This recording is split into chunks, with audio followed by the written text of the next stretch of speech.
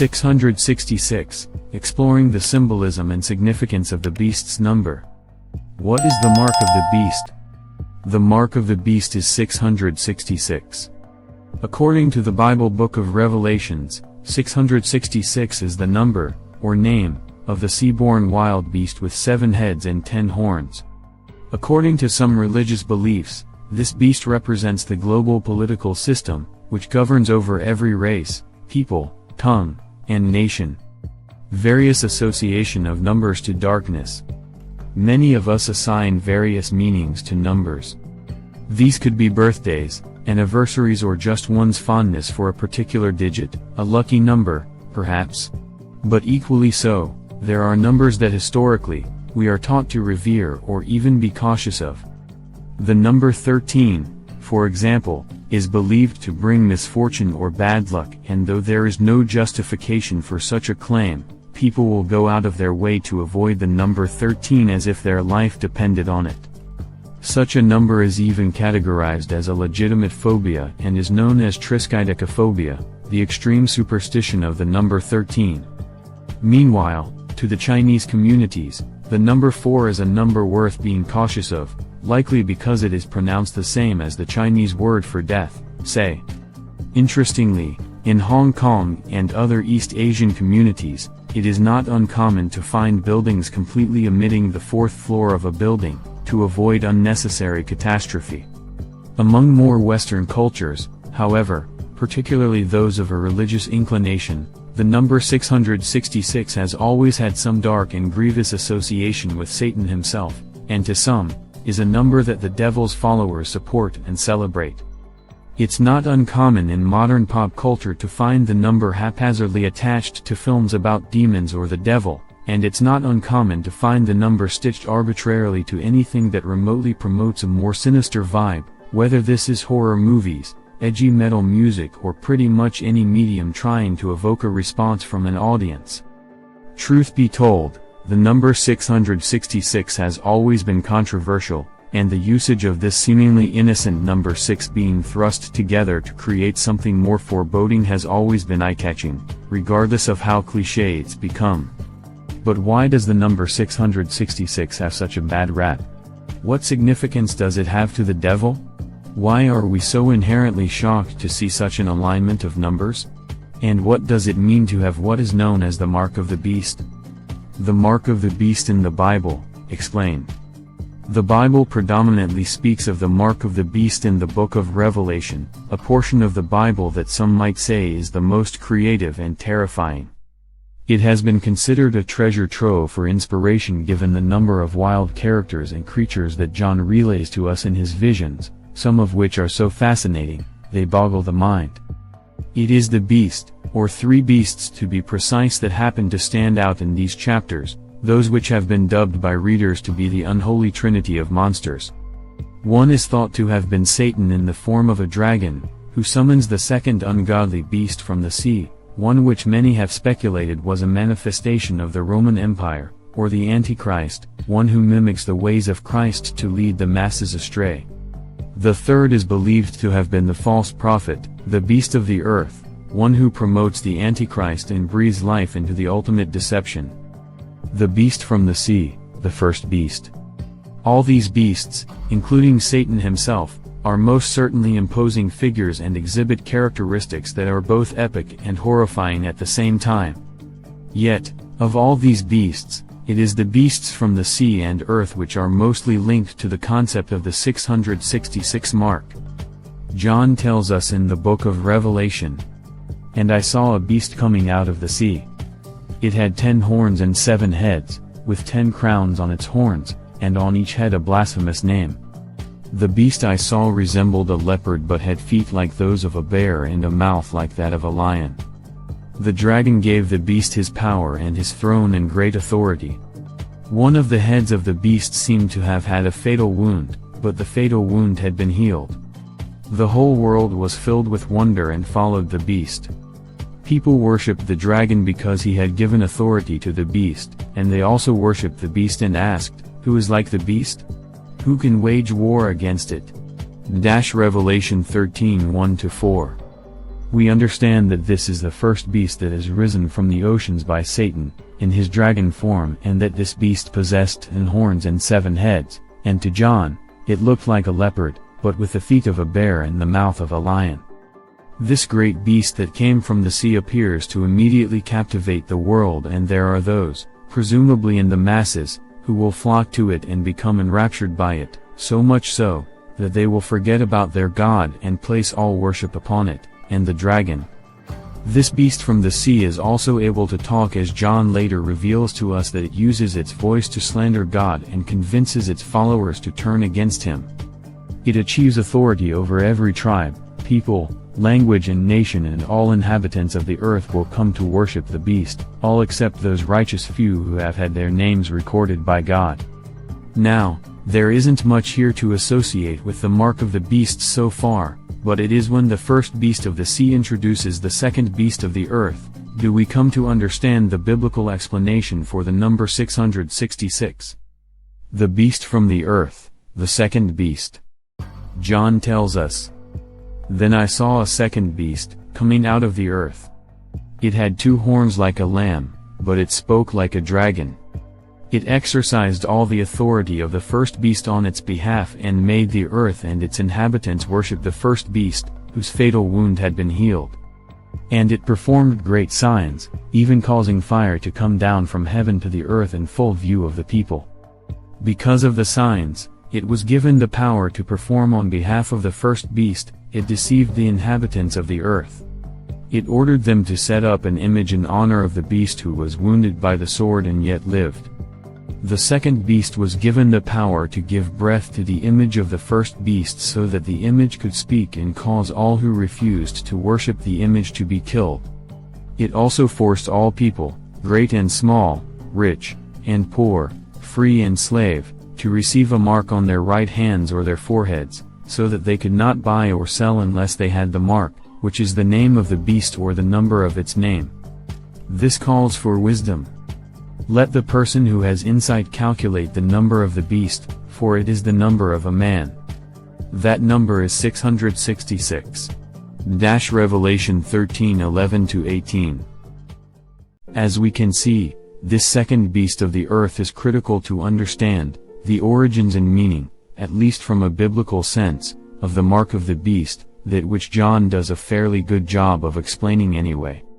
This second beast is considered amongst believers to be the false prophet, he who comes in the times before the return of Jesus to dissuade followers and convince them to follow him instead. Though he takes the appearance here of a lamb with 2 horns, his role as a false prophet is maintained in his actions. As we can see, he goes on to convince the earth to worship the first beast, which appears to be his primary objective, and even demonstrates powers to humanity such as raining fire from heaven to prove to them that he is who he says he is. John tells us that this beast deceives the inhabitants of the earth and is so convincing in persuading the earth to do as he says that he can establish a system whereby any who revoke him are killed.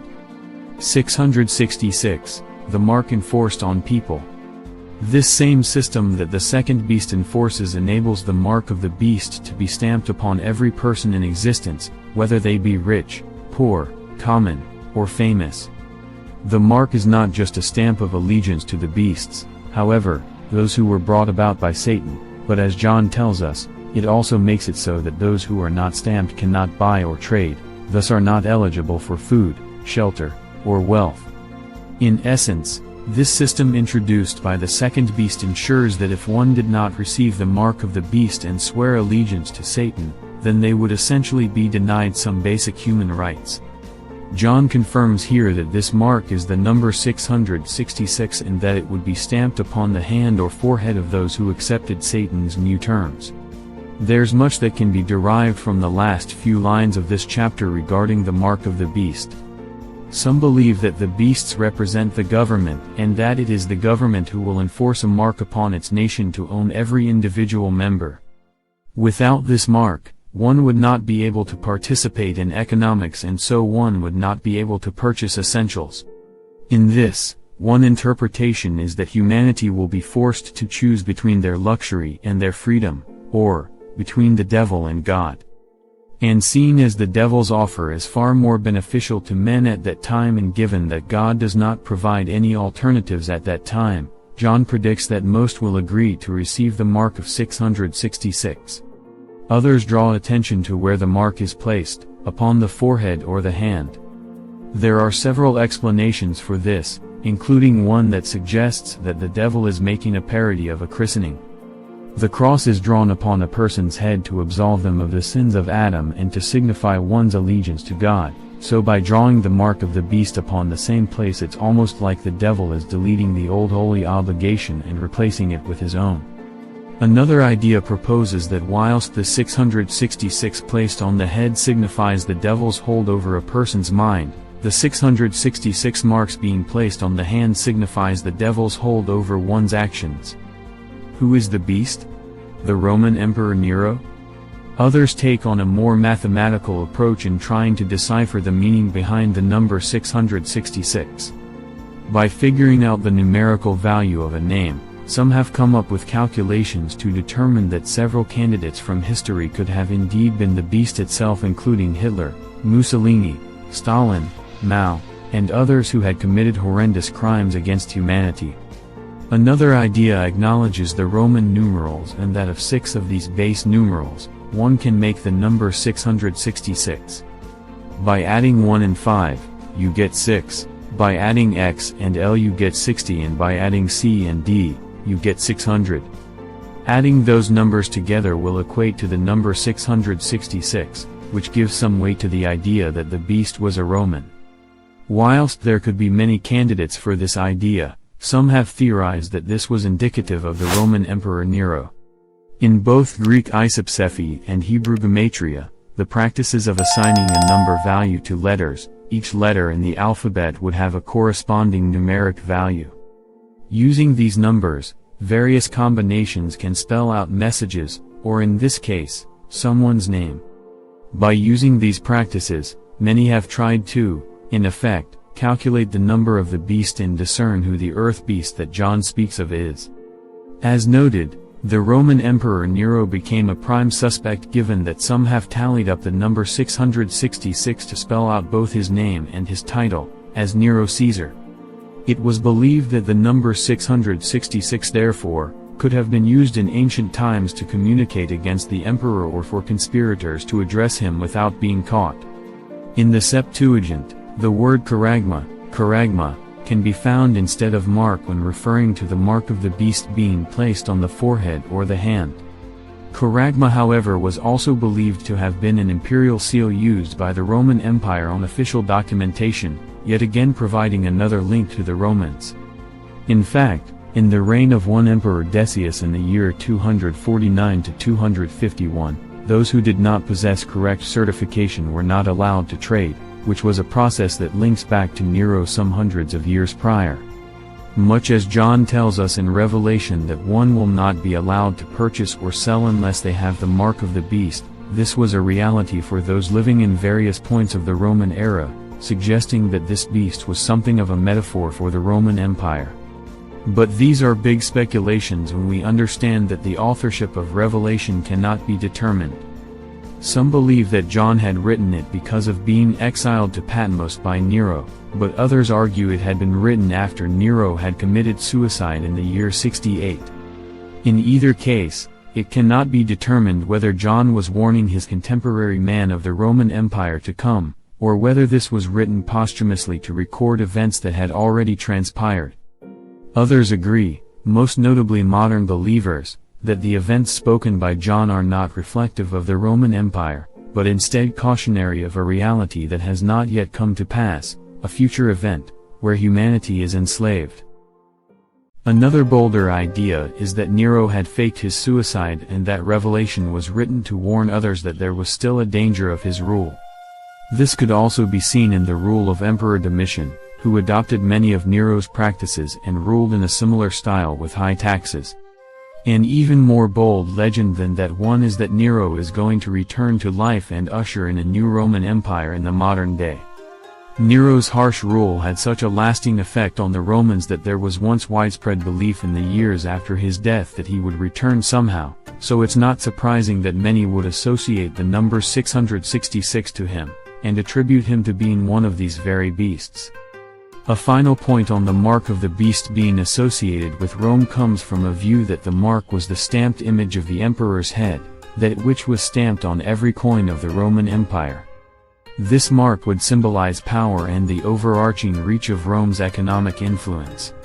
If one refused to use Roman coins or refused to accept them, they would not be able to trade for food and other resources. In this, Christians of the time were forced to acknowledge the Roman emperor and forced to value his image more than they were probably allowed to when under the eyes of their God. Much like John of Patmos tells us in Revelation, without acknowledging the beast, or succumbing to his conditions, one will not be allowed to trade. It might also be said that as money became more and more prominent, many came to value such a currency over God and would come to realize that they could live in abundance without their deity if they had enough of it. Because the Roman emperors were stamped on the coins, the emperors would become synonymous with money, and thus, to some, their image would become more valued than that of God's. The meaning of the numbers, 666. The number 6 itself is also believed by some to be what is known as the number of man, or a number of imperfections, while the number 7 was believed to have been a number of perfection. In this idea, it's understood that God took 7 days to create the world, and because 6 is one short of 7, it can imply incompleteness or something flawed. Because humans are innately flawed, humans can be associated with the number 6, or the number of man. Additionally, we also see in the Bible that statements can be repeated 3 times for emphasis. For example, the seraphim fly around the holy throne of God singing holy, holy, holy, instead of just saying it the one time. In this, saying 6 3 times, 666, is an emphasis of imperfection and could encompass not just the imperfection of man, but also resemble the transgressions that man has against God, those which may include the worshipping of the devil over him. Furthermore, another idea to support this is from some Greek beliefs, where the number 888 is symbolic of Jesus Christ. In this, the number 666 is not an isolated and arbitrary number thrown out by John in Revelation, but also can be accompanied by the number 777, which stands for the ultimate perfection, or 888, which again stands for Jesus and the divine. You'll also notice that in the final lines of chapter 13 of Revelation, we see John make a plea to his audience, telling them that the discerning of the beast will take some wisdom, and that it will be only someone who has great insight and knowledge who will be capable of doing this. He states, "This calls for wisdom. Let the person who has the insight calculate the number of the beast, for it is the number of a man." That number is 666. Revelation 13:18. With this statement, it is not necessarily John rallying his audience to decode the exact identity of the beast in human form, but instead to be mindful and recognize the beast when it appears. Will the mark of the beast be visible? Another key aspect to take note of when it comes to the mark of the beast is the actual marking itself. We've seen marking used throughout history as a form of punishment, usually that which is known as branding. In the early chapters of Genesis, we see God brand Cain and curse him to eternal life for having murdered his brother Abel. This might very well be one of the early inspirations for branding throughout history, and because God was thought to have started it all off, it makes sense that some would believe that the devil was trying to copy God by also branding his people, not necessarily for any significant reason, but more so to mock God and to parody him. Yet, others believe that the marking upon the forehead and hand is not a physical marking, but that this is a metaphor for the marking of the Spirit, something that is not seen by the human eye. In this, no one would know if one another were marked by the beast, and though their lifestyles or choices might indicate otherwise, no one can know for sure. It stems back to the old idea that only God can cast judgment, and thus if anyone else attempts to, they are foolish, for they could not possibly know whether another person was good or bad, nor is it their job to. What happens if you reject the mark of the beast? Another interesting thing to note from this section of Revelation is that those who do not receive the mark of the beast may be killed by the beast, or by his followers. Yet, John does state here that, if anyone is to go into captivity they will go. If anyone is to be killed with the sword they will be killed. This calls for patient endurance and faithfulness on the part of God's people. Revelation 13:10. In this, we can tell that God will allow his people to be killed by the beast and that the beast will have complete authority over the earth during this time. It might be said that this is the final test by God to humanity, in that he is determining who truly deserves a place in the eternal heavens, or life on earth forever, paradise. Of course, with his absence, this allows for the beast to commit many horrors upon those who have not sided with him, but from John's words, it is understood that those who refuse to give in and are slain by the beast, will earn a place in the heavens automatically, for their loyalty and resolve. In any case, it is consensus amongst believers that Satan will seemingly have the upper hand during this time, something that John of Patmos most certainly suggests, and that he won't have to work hard in convincing others, even believers themselves, to join his side. It is believed that to non-believers, Satan will appeal to their wants and desire and ultimately make them offers that they cannot refuse, such as, conditioning their ability to spend and earn money. Yet, to believers, he will trigger their need and want for a physical deity, for those who are eager to see the return of their God will likely find it hard not to rejoice at the sight of something so miraculous. By preying on this relief or fear that a believer may experience, Satan will be able to corrupt the unwitting and again, won't have to exert himself to tempt these people to his side. It might be said that the mark of the beast can be defined by that which we cling to the most and that which we fear losing. FAQ, Mark of the Beast. What is the mark of the beast? The mark of the beast is the number 666. The mark is not just a stamp of allegiance to the beasts, however, those who were brought about by Satan, but as John tells us, it also makes it so that those who are not stamped cannot buy or trade, thus are not eligible for food, shelter, or wealth. What happens if you reject the mark of the beast? If one did not receive the mark of the beast and swear allegiance to Satan, then they would essentially be denied some basic human rights. Who is the beast? According to some religious beliefs, this beast represents the global political system, which governs over every race, people, tongue, and nation. However, there is a more sinister view in which the Roman Emperor Nero is considered to be the beast, one to rise in the end times.